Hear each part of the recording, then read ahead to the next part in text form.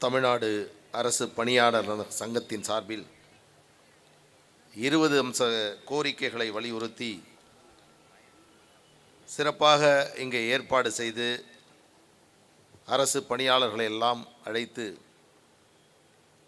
எப்படியாவது இந்த அரசிற்கு பணியாளர்களுடைய பிரச்சனைகளையும் இந்த கோரிக்கையையும் கொண்டு சேர்க்க வேண்டும் என்ற நல்ல நோக்கத்தோடு இதை ஒருங்கிணைத்து நடத்தி கொண்டிருக்கக்கூடிய எனது அன்பிற்கும் பாசத்திற்கும் உரிய எங்கள் பகுதியை சார்ந்தவர்கள் நாங்கள் கூப்பா என்று எல்லோரும் அன்போடு அழைக்கக்கூடிய மரியாதைக்குரிய தோழர் கு பாலசுப்ரமணியம் அவர்களே, எனக்கு பின்னால் ஒரு எழுச்சிமிகு உரையை நிகழ்த்தி தமிழக அரசினுடைய கவனத்தை ஈர்ப்பதற்காக உங்களுடைய நியாயமான கோரிக்கைகளை வலியுறுத்தி உங்களிடத்தில் சிறப்புரை ஆற்றுவதற்காக வருகை தந்திருக்கக்கூடிய எனது அன்பிற்கும் பாசத்திற்கும் உரிய நாம் தமிழர் கட்சியினுடைய தலைமை ஒருங்கிணைப்பாளர் எனது அன்பிற்குரிய அண்ணன் செந்தமிழன் சீமான் அவர்களே, இந்த நிகழ்ச்சியில் கலந்து கொண்டிருக்கக்கூடிய நன்றியுரை சொல்ல இருக்கக்கூடிய பாலமுருகன் அவர்களே, இந்த அமைப்பினுடைய நிகழ்ச்சியை தலைமை தாங்கி நடத்தி கொண்டிருக்கக்கூடிய அன்பிற்குரிய தோழியார் சுகமதி அவர்களே, வரவேற்புரை நிகழ்த்தியிருக்கக்கூடிய சீனிவாசன் அவர்களே, முன்னிலை வகிக்கக்கூடிய சிவகுமார் அவர்களே, விஜய குருசாமி அவர்களே, மரியாதைக்குரிய சரவணன் அவர்களே, கோதண்டம் அவர்களே, உமாசங்கர் அவர்களே, மாநில துணைத் தலைவர்களே, மாநில செயலாளர்களே, முன்னாள் மாநில நிர்வாகிகளே, மாநில செயற்குழு உறுப்பினர்களே, தமிழ்நாடு அரசு பணியாளர் அறக்கட்டளை உறுப்பினர்களே, என்னோடு இங்கே வருந்திருக்கக்கூடிய பாட்டாளி மக்கள் கட்சியினுடைய மாநில துணை தலைவர் மரியாதைக்குரிய திருஞானம் அவர்களே, மாவட்ட செயலாளர் கார்த்திகேயன் அவர்களே, அன்பிற்குரிய வெற்றி அவர்களே, சேட் அவர்களே, தனசேகர் அவர்களே, வழக்கறிஞர் இளவரசன் அவர்களே, ஜோதி அவர்களே, ஏழுமலை அவர்களே, வடிவேல் அவர்களே, இந்த நிகழ்ச்சியில் பங்கேற்றிருக்கக்கூடிய பத்திரிகை தொலைக்காட்சி ஊடக நண்பர்களே, இங்கே திரளாக கூடியிருக்கக்கூடிய அரசு பணியாளர்கள் சங்கத்தினுடைய பல்வேறு நிலையில் இருக்கக்கூடிய பெரியோர்களே, அருமை தாய்மார்களே, உங்கள் அனைவருக்கும் எனது அன்பான வணக்கத்தினை தெரிவித்துக் கொள்கிறேன்.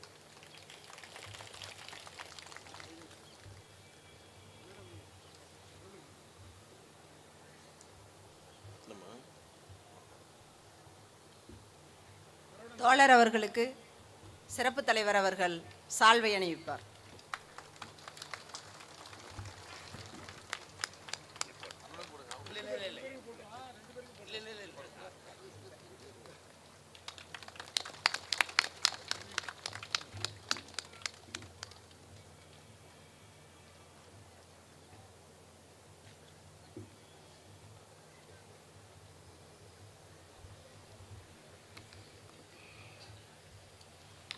அன்பிற்குரிய தோழர் கூப்பா அவர்கள் இந்த அரசு பணியாளர்களுடைய இந்த நிகழ்ச்சியில் கலந்து கொள்ள வேண்டும் என்று என்னிடத்தில் தெரிவிக்கின்ற பொழுது பாட்டாளி மக்கள் கட்சியினுடைய தலைவர் மரியாதைக்குரிய அன்புமணி ராமதாஸ் அவர்கள் இந்த நிகழ்ச்சியில் பங்கேற்க வாய்ப்பு இருக்கிறதா என்று கேட்டார். இன்றைய தினம் எங்களுடைய கட்சியின் முக்கிய நிர்வாகியினுடைய மகன் திருமணம் சென்னையில், அதன் காரணமாக அவரால் கலந்து கொள்ள முடியாது என்று சொன்னபோது நீங்கள் அவசியம் கலந்து கொள்ள வேண்டும் என்று எனக்கு அன்பு கட்டளையிட்டார். அதன் அடிப்படையில் இந்த நிகழ்ச்சியில் பங்கேற்கக்கூடிய ஒரு நல்ல வாய்ப்பை நான் பெற்றிருக்கின்றேன். நீதிமன்றத்தில் பல்வேறு அரசு பணியாளர்களுடைய பிரச்சனைகளை நீதிமன்றத்தின் மூலமாக அவர்களுக்கான உரிமைகளை பெறக்கூடிய பணியை செய்து கொண்டிருக்கக்கூடிய எனக்கு இதுபோன்று மக்கள் மன்றத்தில் அரசு பணியாளர்களிடத்தில் உங்களோடு சேர்ந்து உங்கள் பிரச்சனைகளை தெரிந்து கொள்ளக்கூடிய, உங்களோடு இதை கலந்து உரையாடக்கூடிய ஒரு நல்ல வாய்ப்பை அண்ணன் அவர்கள் எனக்கு உருவாக்கி கொடுத்திருக்கிறார்.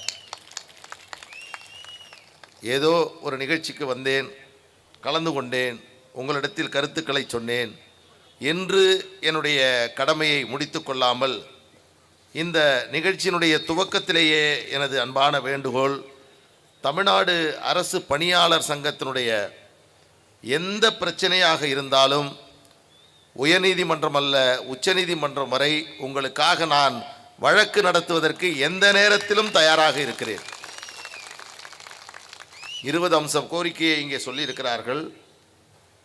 நான் உறுதியாக சொல்லுகிறேன், இதில் ஒரு கோரிக்கையை கூட இந்த அரசாங்கம் நிறைவேற்றப் போவது இல்லை.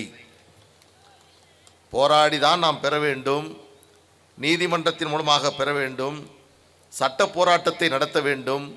இதுபோன்று கூட்டங்களை நடத்தி அதன் மூலமாக அரசினுடைய கவனத்தை நாம் ஈர்க்க வேண்டும் என்று சொன்னால் நிச்சயமாக அதற்கு எல்லா நிலைகளிலும் நான் உங்களுக்கு துணையாக இருப்பேன். அதேபோன்று பாட்டாளி மக்கள் கட்சியும் வழக்கறிஞர்கள் சமூக நீதி பேரவையும் உங்களுக்கு என்றைக்கும் துணையாக இருக்கும் என்ற உறுதிமொழியை இந்த நேரத்திலே நான் உங்களுக்கு தெரிவித்துக் கொள்ள ஆசைப்படுகின்றேன்.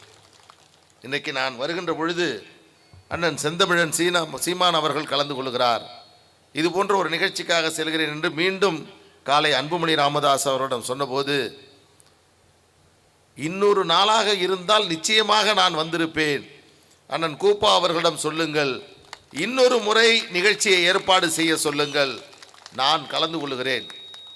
இந்த ஆளும் திராவிட முன்னேற்ற கழகத்தினுடைய முகத்திரையை கிழித்தெறிய வேண்டும், அதற்காக நான் கலந்து கொள்கிறேன்.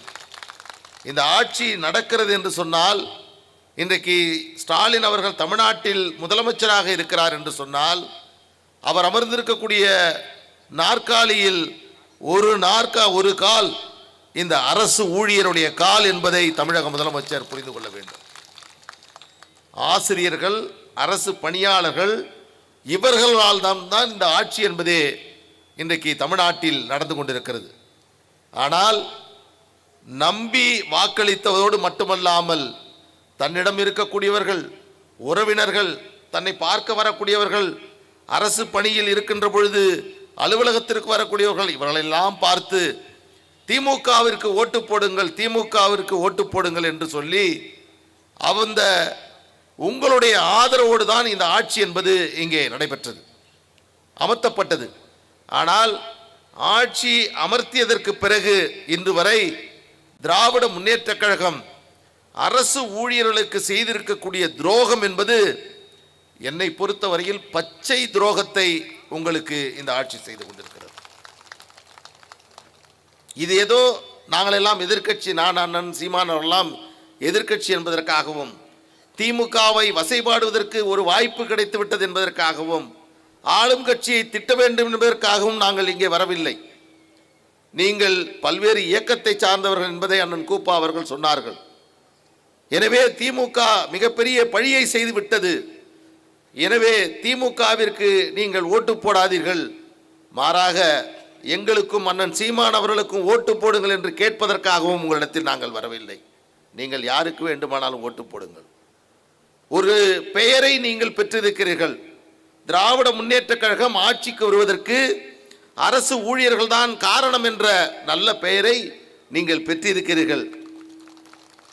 அரசு ஊழியர்களை துரோகம் செய்தால், அரசு ஊழியர்களுக்கு வஞ்சகம் செய்தால், ஆட்சியில் இருப்பவர்களை இறக்கவும் அரசு ஊழியர்கள் தயங்க மாட்டார்கள் என்ற அந்த நிலையை உருவாக்க வேண்டும், அவசியமானது. இந்த ஆட்சியாளர்களுக்கு புரிய வேண்டும் என்பது மட்டுமல்ல, இனிவரும் காலத்தில் யார் தமிழ்நாட்டில் ஆட்சிக்கு வந்தாலும் அரசு ஊழியர்களை பகைத்துக் கொள்ளக்கூடாது என்ற நிலையை உருவாக்க வேண்டும் என்று சொன்னால், எப்படி இந்த ஆட்சி வருவதற்கு காரணமாக இருந்தீர்களோ அதே போன்று 2026 தேர்தலில் திராவிட முன்னேற்ற கழகம் தோற்பதற்கு அரசு ஊழியர்கள் தான் காரணம் என்ற பெயரை நீங்கள் உருவாக்க வேண்டும். நானும் நிறைய சொல்லலாம், உங்களுடைய கோரிக்கைகள் அண்ணன் கூப்பா அவர்கள் சொன்னார்கள், என்னால் நிறைய சொல்ல முடியும். ஆனால் இந்த கூட்டத்தின் மூலமாக, உங்கள் மூலமாக தமிழ்நாட்டில் இருக்கக்கூடிய ஒட்டுமொத்த அரசு ஊழியர்கள், அந்த அரசு ஊழியர்கள் அத்தனை பேரையும் பார்த்து நான் அன்போடு கேட்டுக்கொள்வது என்று சொன்னால், உங்களுக்கு நயவஞ்சகம் செய்து, உங்களை மோசடி செய்து, உங்களை நம்ப வைத்து கழுத்தறுத்த திராவிட முன்னேற்ற கழகத்தை ஆட்சியிலிருந்து அகற்றும் ஒரு உறுதிமொழியை நீங்கள் எடுத்துக்கொள்ள வேண்டும். நிறைய பேசலாம். திராவிட முன்னேற்றக் கழகம் என்னென்ன வாக்குறுதிகளை கொடுத்தது, அதை எதையெல்லாம் நிறைவேற்றவில்லை என்பதையெல்லாம் சொல்லலாம். குறிப்பாக திராவிட முன்னேற்றக் கழகம் நிறைய வாக்குறுதிகளை கொடுத்தார்கள். அதில் குறிப்பாக அரசு ஊழியர்களுக்கு மட்டும் 10 வாக்குறுதிகளை திராவிட முன்னேற்றக் கழகம் கொடுத்தது. நிறைவேற்றியது எத்தனை தெரியுமா? ஒரே ஒரு வாக்குறுதி. அது கர்ப்பிணி பெண்களுக்கு விடுப்பு என்பதற்கான, அந்த மகப்பேறு விடுப்பிற்கான ஒரே ஒரு வாக்குறுதியை மட்டும்தான் ஆளும் திராவிட முன்னேற்றக் கழக அரசு நிறைவேற்றியிருக்கிறது. 9 வாக்குறுதிகள் திராவிட முன்னேற்றக் கழக அரசால் நிறைவேற்றப்படவில்லை.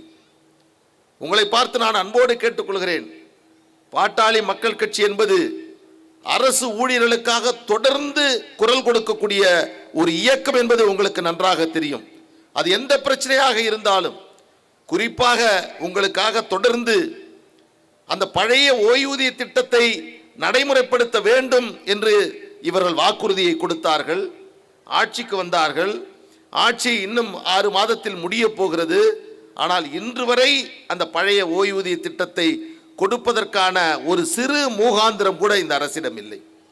அவர்கள் கொடுத்தார்கள் இந்த வாக்குறுதியில். அந்த வாக்குறுதியை இன்று வரை நிறைவேற்றவில்லை. ஆனால் சமீபத்தில் மதுரையில் பழைய ஓய்வூதிய திட்டத்தை நடைமுறைப்படுத்த வேண்டும் என்று ஒரு வழக்கு தொடரப்பட்டது. அந்த வழக்கில் அரசின் சார்பில் தாக்கல் செய்யப்பட்ட பதில் மனுவில் அவர்கள் சொல்லுகிறார்கள், புதிய ஓய்வூதிய திட்டம் சிறப்பாக நடந்து கொண்டிருக்கிறது. புதிய ஓய்வூதிய திட்டத்தின் அடிப்படையில் நாங்கள் அவர்களுக்கு ஓய்வூதியத்தை கொடுத்து கொண்டிருக்கிறோம். எனவே பழைய ஓய்வூதிய திட்டத்தை இப்பொழுது நடைமுறைப்படுத்துவதற்கான தேவையில்லை என்பதை இவர்கள் சொல்லுகிறார்கள். அதைத்தான் 21/11/2025 அன்று மருத்துவர் அன்புமணி ராமதாஸ் அவர்கள் அரசு ஊழியர்களுக்கு பச்சை துரோகத்தை திராவிட முன்னேற்ற கழக அரசு செய்கிறது என்று அவர் சொன்னார். பழைய ஓய்வூதிய திட்டத்தை நடைமுறைப்படுத்துவதற்கு, அதை கொண்டு வருவதற்காக ஒரு ஆணையத்தை அமைக்கிறோம் என்று சொன்னார்கள். ஆனால் செய்தார்களா என்று சொன்னால் இல்லை. அதற்கான ஒரு இடைக்கால அறிக்கையை கொடுத்துவிட்டு இன்றைக்கு அதை நடைமுறைப்படுத்த முடியாத நிலையை உருவாகி இருக்கிறார்கள். இதில் ஒன்றை சொல்லுகிறார்கள், என்னவென்றால் 2003ஆம் ஆண்டு ஏப்ரல் மாதத்திற்கு பிறகு பணியில் சேர்ந்து அக்டோபர் வரை ஓய்வு பெற்ற 54,000 பேரில் 51,000 பேருக்கு முழுமையான பலன்கள் வழங்கப்பட்டிருக்கிறது என்று அவர்கள் நீதிமன்றத்திலே தாக்கல் செய்திருக்கிறார்கள். ஆனால் 54,000 பேருக்கு அவர்கள் அந்த ஓய்வூதியத்தை வழங்கினார்களா என்று சொன்னால் இல்லை. மாத இறுதி வரை 45,625 பேருக்கும், அக்டோபர் மாதம் வரை 54,000 பேரும் ஓய்வு பெற்றனர். இதில் அவர்கள் நாங்கள் ஓய்வூதியம் கொடுத்ததாக சொல்லுகிறார்கள். அது ஓய்வூதியம் அல்ல, அது ரெக்கரிங் டெபாசிட் என்று சொல்லக்கூடிய தொடர் வைப்பு தொகையைத்தான் அவர்களுக்கு வழங்கினார்களே ஒழிய ஓய்வூதியம் அல்ல. இது மிகப்பெரிய ஒரு ஏமாற்று, ஒரு மோசடி, ஒரு ஏமாற்று செய்தியை இன்றைக்கு சொல்லியிருக்கிறார்கள். பங்களிப்பு தொகையை திரும்ப கொடுத்ததை ஓய்வூதியமாக தமிழக அரசு சொல்வது என்பது எவ்வளவு பெரிய ஒரு மோசடி. அந்த மோசடியைத்தான் இவர்கள் இன்றைக்கு செய்து கொண்டிருக்கிறார்கள். இவர்கள் நிறைவேற்றுவதற்கான வாய்ப்புகள் இல்லை என்பதை நாம் உறுதியாக சொல்லிவிட முடியும். பழைய ஓய்வூதிய திட்டத்தை பொறுத்தவரையில் பல மாநிலங்களில் இன்றைக்கு வழங்கப்பட்டு கொண்டிருக்கிறது. அதை கொடுப்போம் என்ற வாக்குறுதியை கொடுத்துத்தான் இவர்கள் ஆட்சிக்கு வந்தார்கள். ஆனால் இதை செய்ய தடங்குகிறார்கள். இன்னைக்கு 12 லட்சம் பணியாளர்கள் ஒட்டுமொத்தமாக இவர்கள் வந்தப்போ சொன்னாங்க, நாங்கள் 3 லட்சம் காலி பணியிடங்களை நிரப்புவோம் என்ற வாக்குறுதியை திமுக கொடுத்ததா இல்லையா? எத்தனை பேர் நிரப்பினார்கள்? அதோடு மட்டுமல்ல, 2 லட்சம் புதிய காலி பணியிடங்களை உருவாக்கி 5.5 லட்சம் காலி பணியிடங்களை நாங்கள் நிரப்புவோம் என்ற வாக்குறுதியை கொடுத்தார்கள். ஆனால் இவர்கள் ஆட்சிக்கு வந்ததற்கு பிறகு 1,75,000 பேர் இன்றைக்கு ஓய்வு பெற்றிருக்கிறார்கள். அதன் மூலமாக இவர்கள் 7.25 லட்சம் அரசு பணியாளர்களை இவர்கள் நியமித்திருக்க வேண்டும். ஆனால் இவர்கள் நியமித்தது எவ்வளவு என்று சொன்னால் 1,05,000 பேரை மட்டும்தான் இந்த அரசு நியமனம் செய்திருக்கிறது. அதில் 45,000 பேர் மட்டும்தான் நிரந்தர பணியாளர்கள். மீதம் இருக்கக்கூடிய 60,000 பேர் தற்காலிக பணியாளர்களை நியமித்திருக்கிறார்கள். அதைத்தான் அண்ணன் கூப்பா அவர்கள் சொன்னார்கள். இன்றைக்கு அவுட் சோர்சிங் என்ற முறையில் அதாவது தற்காலிக பணியாளர்களை கடைநிலையில் அவர்கள் நியமனம் செய்தார்கள். அந்த GO 115 என்று சொல்வார்கள் அதன் மூலமாக. ஆனால் இன்றைக்கு அரசு துறையில் எந்த பதவியில் இருந்தாலும் அவர்களை தற்காலிகமாக நியமனம் செய்யலாம் என்ற முறையை இது கொண்டு வந்திருப்பது என்பது மிகப்பெரிய, நாம் கடுமையாக கண்டிக்கப்பட வேண்டிய ஒன்று. கடந்த ஆட்சியில்தான் அந்த கடைநிலை ஊழியர்களை அவர்கள் தற்காலிகமாக நியமிக்கக்கூடிய முறையை அவர்கள் நடைமுறைப்படுத்தினார்கள். ஆனால் திமுக அரசு முழுமையாக அனைத்து நிலைகளிலும் அதை நடைமுறைப்படுத்துவதற்கான பணிகளை செய்கிறார்கள். இதை கடுமையாக நாம் எதிர்த்தாக வேண்டும். காரணம், இது சமூக நீதிக்கு எதிரானது. இந்த தற்காலிக பணியாளர்கள் அவுட் சோர்சிங் முறை என்று சொல்லக்கூடிய விதத்தில் அவர்களுக்கு சமூக நீதி, இடஒதுக்கீடு என்பது அதில் வழங்கப்படுவதில்லை, வேலை உறுதி செய்யப்படுவதில்லை. அதே போன்று அந்த பணியாளருக்கு ஒரு அக்கௌண்டபிலிட்டியும் கிடையாது. இதை நீ செய்துதான் ஆக வேண்டும், இதை செய்ய கடமைப்பட்டவர், இல்லை என்றால் உன் மீது நடவடிக்கை எடுப்போம் என்று சொல்லக்கூடிய நிலை அரசுக்கு இல்லாமல் இருந்து கொண்டிருக்கிறது. எனவே தான் சொல்லுகிறோம், இந்த அரசு பணியாளர்கள் நியமனம் செய்வதாக சொல்லி இவர்கள் செய்திருக்கக்கூடிய மோசடியை நீங்கள் நினைத்து பார்க்க வேண்டும்.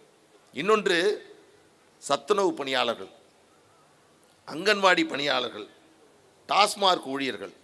இப்போ டாஸ்மார்க் ஊழியரை பற்றி சொன்னார், காலி பாட்டில் எடுக்கக்கூடிய பிரச்சனைகளை சொன்னார்.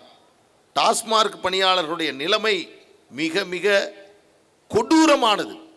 அந்த ஒரு 100 ஸ்கொயர் ஃபீட் இருக்கக்கூடிய அந்த அறையில் காலையிலிருந்து மாலை வரை அவர்கள் இருக்கிறார்கள். அவர் சொன்னார்ல, ஒரு நாளைக்கு ஒரு டாஸ்மார்க் ஊழியர் இறந்து கொண்டிருக்கிறார். இன்னைக்கு ஒருத்தர் இறப்பார், நாளைக்கு ஒருத்தர் இறப்பதான செய்தி என்பது வந்து கொண்டிருக்கிறது. இன்னைக்கு எத்தனை பேர் இருக்காங்க? அதில் 16,000 பேர் இன்றைக்கு அவர்கள் வேலையில் இருந்து கொண்டிருக்கிறார்கள். டாஸ்மார்க் சேல்ஸ்மேன், அந்த விற்பனையாளருக்கு இன்றைக்கு மாத சம்பளம் எவ்வளவு தெரியுமா? 12,000 ரூபாய். மாதம் முடிந்த பிறகு தன்னுடைய வீட்டிற்கு ஒரு டாஸ்மார்க் ஊழியன் எடுத்து செல்லக்கூடிய பணம் 12,000 ரூபாய். சூப்பர்வைசர் எடுத்துகிட்டு போனது 16,000 ரூபாய். கொடுமை இல்லது. ஆனால் டாஸ்மார்க்கின் மூலமாக தமிழக அரசு ஒரு ஆண்டிற்கு 50,000 கோடி ரூபாயை அவர்கள் இன்றைக்கு சம்பாதித்துக் கொண்டிருக்கிறார்கள். அவர்களுக்கு செய்திருக்கக்கூடிய துரோகம் நீங்கள் நினைத்து பாருங்கள். அதனால தான் சொல்கிறேன், அங்கன்வாடி பணியாளர்கள், சத்துணவு பணியாளர்கள், இவர்களுக்கு காலமுறை ஊதியத்தை கொடுங்கள், ஒரு ஊதியத்தை நிர்ணயம் செய்யுங்கள், இவர்களுக்கு நீங்கள் கொடுத்த வாக்குறுதியை நிறைவேற்றுங்கள் என்பதுதான் நம்முடைய கேள்வி. புதுசாக நம்ம எதையும் கேட்கல. நாங்கள் ஆட்சிக்கு வந்தால் இதை செய்கிறோம் என்று சொல்லி வந்தார்கள், செஞ்சீங்களா இல்லையா? இதுதான் நம்முடைய கேள்வி. அதே போன்று இடைநிலை ஆசிரியர்கள், இடைநிலை ஆசிரியருடைய நிலைமை போன்று ஒரு வாய்ப்பே கிடையாது. அவர்கள் அங்கே இருக்கக்கூடிய டிபிஐ சென்னையில் இருக்கு, அந்த டிபிஐயில் ஆண்டுதோறும் அவர்கள் போராட்டம் நடத்திக்கிட்டே இருக்காங்க. அவர்கள் சாப்பிடாம தூங்காம பல கிராமங்கள், பல ஊர்களில் இருந்து டிபிஐயில் அவர்கள் அனாதைகளை போல் அங்கே போராட்டம் நடத்தி கொண்டிருக்கிறார்கள். அமைச்சர்கள் இருக்கிறார்கள், அதிகாரிகள் இருக்கிறார்கள், ஒருவர் கூட அவர்களை வந்து பார்ப்பதில்லை. இதுதான் அங்கே இருக்கக்கூடிய நிலைமை. அதே போன்றுதான் தமிழ்நாடு. இந்த அவுட் சோர்சிங் முறையை நாம் கடுமையாக எதிர்த்தாக வேண்டும். இது ஒரு ஆபத்தானது. எதிர்காலத்தில் அரசு ஊழியர், நிரந்தரமான ஊழியர்களே இல்லை என்று சொல்லக்கூடிய நிலையை இது உருவாக்கிவிடும். அதனால்தான் இந்த அவுட் சோர்சிங் முறையை நாம் நிறுத்த வேண்டும் என்று சொல்லுகிறோம். அன்பிற்குரிய பெரியோர்களே, உங்களை பார்த்து நான் அன்போடு கேட்டுக்கொள்கிறேன்.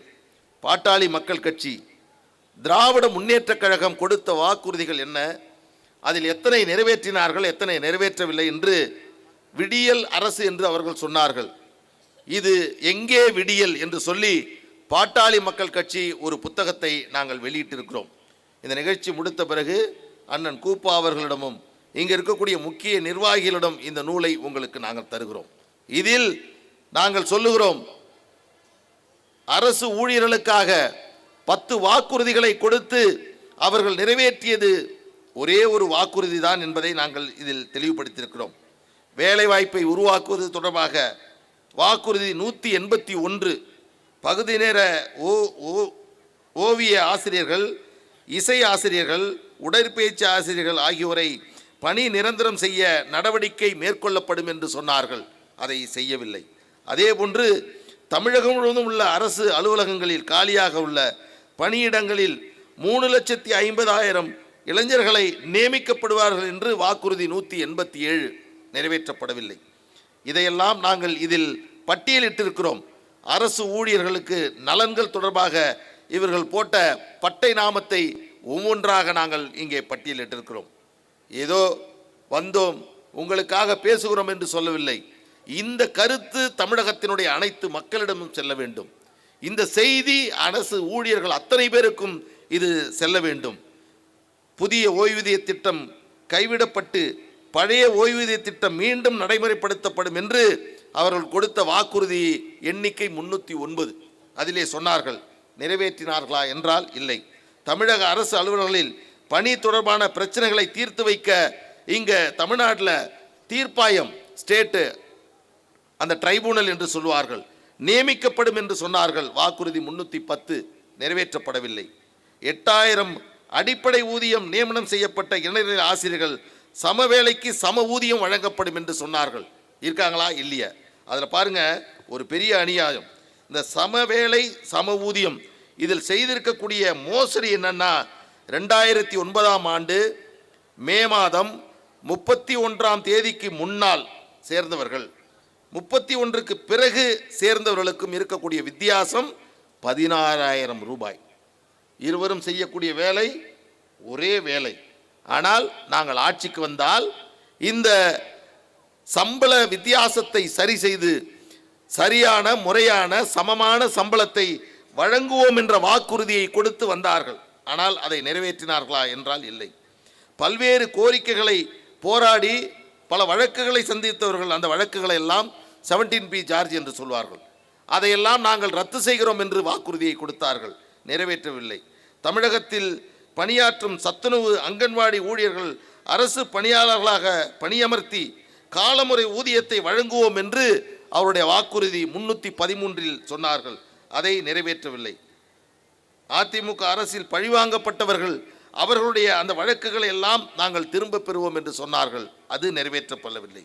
பள்ளி கல்வித்துறையில் பகுதி நேர பணியாளர்களாக பணிபுரிந்து நிரந்தரமாக்கப்பட்ட தொழிற்கல்வி ஆசிரியர்கள் உட்பட அனைவருக்கும் 50% பகுதி நேர பணிகள் காலத்தை ஓய்வூதியம் நிர்ணயிக்கும் கணக்கில் எடுத்துக்கொண்டு நடவடிக்கை மேற்கொள்ளப்படும் என்று சொன்னார்கள். நிறைவேற்றப்படவில்லை. எனவேதான் இங்கே நாங்கள் இந்த அரசை பார்த்து கேட்டுக்கொள்வது என்று சொன்னால், இந்த அரசு ஊழியர்களுக்கு இதையெல்லாம் நிறைவேற்றுவோம் என்ற வாக்குறுதியை கொடுத்துவிட்டு அந்த வாக்குறுதியை நிறைவேற்றாமல் இவர்களை ஏமாற்றி இருக்கக்கூடிய இந்த நிலையில்தான் அண்ணன் கூப்பா அவர்கள் முன்னாடியே என்ன கொடுக்கும்போது சொன்னார். நான் திரும்பி அவரை பார்த்து கேட்டேன், நீங்கள்லாம் கொஞ்சம் திமுகவுக்கு ஆதரவாக இருப்பீங்க, உள்ளபடியே தான் நீங்கள் கூப்பிடுறீங்களா, இல்லை எனக்கு கொஞ்சம் சந்தேகமாக இருக்குன்னு சொன்னேன். அப்போ அவர் ஒரு கருத்தை சொன்னார். ஒவ்வொரு கட்சிக்கும் அரசு ஊழியர் சங்கம் இருக்கும், அந்த கட்சி என்ன சொல்லுதோ அதை செய்யும். ஆனால் எங்கள் சங்கத்தில் எல்லா கட்சியில் இருக்கக்கூடிய அரசு ஊழியர்களும் இருப்பாங்க. எங்களுடைய பிரதானமான கோரிக்கை ஒட்டுமொத்த அரசு ஊழியர்களுடைய நலன்தான். யார் செய்கிறார்களோ அவர்களை ஆதரிப்போம், யார் செய்யவில்லையோ அவர்களை எதிர்ப்போம், நீ தைரியமா வா என்று சொன்னார்கள். நான் வந்தால் இதெல்லாம் பேசுவேன்னு சொன்னேன். திமுகவை நாங்கள் முகத்திரையை கிழிப்போம், அவங்க போட்ட போலி நாடகத்தை அரங்கேற்றுவோம், அவர்கள் சொன்ன வாக்குறுதியை நிறைவேற்றவில்லை என்பதை சொல்வோம், திமுகவுக்கு ஓட்டு போடாதீங்க அரசு ஊழியர்களே, நான் பேசுவேன்னு சொன்னேன். தம்பி தாராளமாக வா, அண்ணன் சீமானும் அதை தான் பேச போகிறாரு, நீயும் பேசு, ஒன்றும் தப்பு இல்லை. ஏன்னா இது பாடம் புகட்ட வேண்டிய நேரம். இந்த பாடம் புகட்டுவதற்கு யார் முடியும் என்று சொன்னால், யாரை மேலே உட்கார வைத்தீர்களோ, யாரால் அவர்கள் மேலே உட்கார்ந்தார்களோ உங்களுக்குத்தான் அந்த பொறுப்பும் கடமையும் இருக்கிறது. இன்னைக்கு சாதாரண கிராமத்தில் இருக்கக்கூடிய விவசாயிக்கோ கூலி தொழிலாளிக்கோ சாதாரணமாக மாடு மேய்க்கக்கூடிய அந்த கிராமப்புறத்தில் இருக்கக்கூடியவர்களை விட அரசு ஊழியர்களாக இருக்கக்கூடிய உங்களுக்குத்தான் இந்த ஆட்சியை அப்புறப்படுத்த வேண்டிய மிக முக்கியமான கடமை இருக்கிறது என்பதை இந்த நேரத்தில் நான் உங்களுக்கு அன்போடு தெரிவித்து, எனக்கு பின்னால் அண்ணன் சீமான் அவர்கள் உங்களிடத்திலே உரையாற்ற வேண்டும். அடுத்து உங்களுடைய கோரிக்கைகள் 20 அம்ச கோரிக்கைகளை இந்த அரசு நிறைவேற்ற வேண்டும் என்பதை பாட்டாளி மக்கள் கட்சியின் சார்பில் நானும் உங்களோடு சேர்ந்து வழிமொழிகிறேன். இல்லை என்று சொன்னால் நீங்கள் நடத்தக்கூடிய எந்த போராட்டமாக இருந்தாலும், சட்ட போராட்டமாக இருந்தாலும் அல்லது வீதியில் இறங்கி நடத்தக்கூடிய போராட்டமாக இருந்தாலும் உங்களுக்காக பாட்டாளி மக்கள் கட்சி என்றைக்கும் துணையாக இருக்கும். அதுக்காக எங்களுக்கு ஓட்டு போடுங்க நாங்கள் கேட்கவே மாட்டோம். நீங்கள் யாருக்கு வேணாலும் ஓட்டு போட்டுங்க, ஆனால் திமுகவுக்கு மட்டும் தயவு செய்து போட்டுறாதீங்க என்று இந்த நேரத்தில் நான் உங்களை அன்போடு கேட்டுக்கொண்டு, ஒரு நல்ல நிகழ்ச்சியை ஏற்பாடு செய்திருக்கிறீர்கள். அதிலும் குறிப்பாக விருத்தாசலம் பகுதி என்பது ஒரு போராட்ட குணம் கொண்ட பகுதி. இங்கே புரட்சியாளர்கள் பெருமளவில் வாழ்ந்த இந்த பகுதியில் ஒரு நல்ல நோக்கத்திற்காக இந்த நிகழ்ச்சியை ஏற்பாடு செய்திருக்கக்கூடிய எனது அன்பிற்கும் பாசத்திற்கும் என்றைக்கும் மரியாதைக்குரிய அண்ணன் கூப்பா அவர்களுக்கும், இந்த அமைப்பினுடைய அனைத்து நிலை நிர்வாகிகளுக்கும், பத்திரிகை தொலைக்காட்சி ஊடக நண்பர்களுக்கும், அண்ணன் சீமான் அவர்களோடு பேசக்கூடிய இந்த வாய்ப்பை கிடைத்ததற்கும் எனது மனமார்ந்த நன்றியை தெரிவித்து விடைபெறுகிறேன். நன்றி, வணக்கம்.